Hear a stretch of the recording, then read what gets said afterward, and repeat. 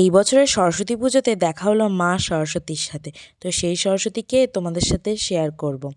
তো চলো ভিডিওটা শুরু করা যাক। হ্যালো এভরিওয়ান, তোমরা সবাই কেমন আছো? আশা করি ভালো আছো, আমিও খুব ভালো আছি।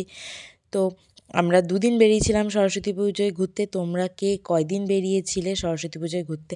আর হ্যাঁ, আমার এই ভিডিওতে যদি কারো নিব্বি বা গার্লফ্রেন্ড বয়ফ্রেন্ডকে দেখা যায় তার জন্য আমি দুঃখিত, ক্ষমা করে দিও আমাকে। তো আমরা গেছিলাম, কোথায় গেছি সেটাই তো তোমাদের বলা হয়নি। আমরা গেছিলাম মুকুন্দনগর ঘাট। এই নিয়ে আমি দুবার গেলাম।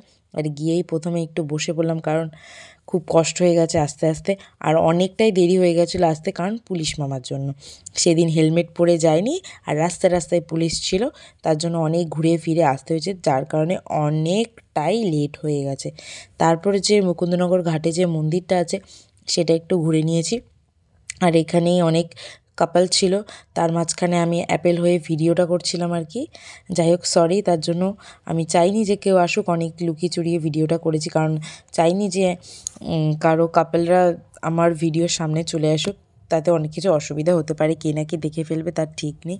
যাই হোক, এই যে মন্দিরটা তোমাদের দেখিয়ে দিলাম, তোমরা কিন্তু অবশ্যই এসো, খুব সুন্দর জায়গা, খুব সুন্দর। বেশি একটা ঘুরতে পারিনি, কারণ অনেকটাই বেলা হয়ে গেছিলো। আর তারপরে সবার পেয়ে গেছে খিদে, তাই আমরা খেতে চলে এসেছি। আর এই জায়গাটা এতটা সুন্দর, এতটা সুন্দর, দারুণ একটা জায়গা, একদম গঙ্গার কাছেই এই রেস্টুরেন্টটা, খুব সুন্দর।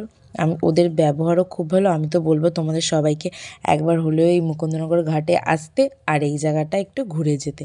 তারপরে দেখো, কেউ ভিডিও তুলতে ব্যস্ত যেমন আমি, আর কেউ ফটো তুলতে ব্যস্ত, আর কেউ কেউ খেতে ব্যস্ত। আর এরা তিনজন দেখো খেয়েই যাচ্ছে। আর এই দেখো, আবারে একটু আস্তে খাও, আস্তে খাও। দারুণ ছিল কিন্তু বিরিয়ানিটা। আর ও ফটো তুলতে ব্যস্ত আর আমি ছবি তুলতে, আর এরা তিনজন খেতে ব্যস্ত আর কি। এই যে এটা যখন বাইরে বেরোচ্ছি, খুব সুন্দর জায়গাটা। তো এটা ছিল আমার রবিবারে ঘোরার ভিডিও, আর সোমবারের ভিডিওটা তোমাদের সাথে শেয়ার করছি। এই যে সোমবারে ছিল, একদম দেখো সকাল 6টার মধ্যে রেডি আমরা তিনজনই, কারণ বাবুদেব হাতে করি। দেখো এখনই ও ব্যাগের ভার সামলাতে পারছে না। সত্যি এখনকার জেনারেশনটা কতটা পাল্টে গেছে সময়ের সাথে সাথে। আমরা যখন ছোটো ছিলাম আমাদের 5 বছরে হাতে করি দেওয়া হয়েছিল, আর এখন আমার বাবু 3 বছর হতে না হতেই হাতে করি দিয়ে দিচ্ছি, কারণ সময়ের সাথে সাথে সব কিছু কিন্তু চেঞ্জ হয়। ওকে যদি সময়ের সাথে সাথে তাল না মেলানো যায় তাহলে ও পিছিয়ে পড়বে, তার জন্যই আর কি। আর বাইরে দেখো কতটা কুয়াশা। আর এখন 6টা মতন বাজে, সকালে 6:30 কি 6টা মতন বাজে, আর বাবু দিয়ে দিচ্ছিলাম হাতে করি, কারণ সোমবার দিন বেশি সময় ছিল না পুজোর, সময়ের মধ্যে পুজো সারতে হবে। আর এই যে দেখো সেই ছোট্ট সরস্বতী, কত সুন্দর না?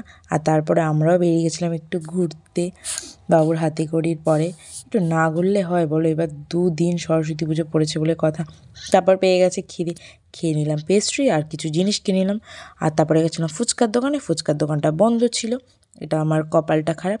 তো এখানেই ভিডিওটা শেষ করছি। কেমন লাগলো তোমরা অবশ্যই বলো। দেখা হচ্ছে নেক্সট ভিডিওতে।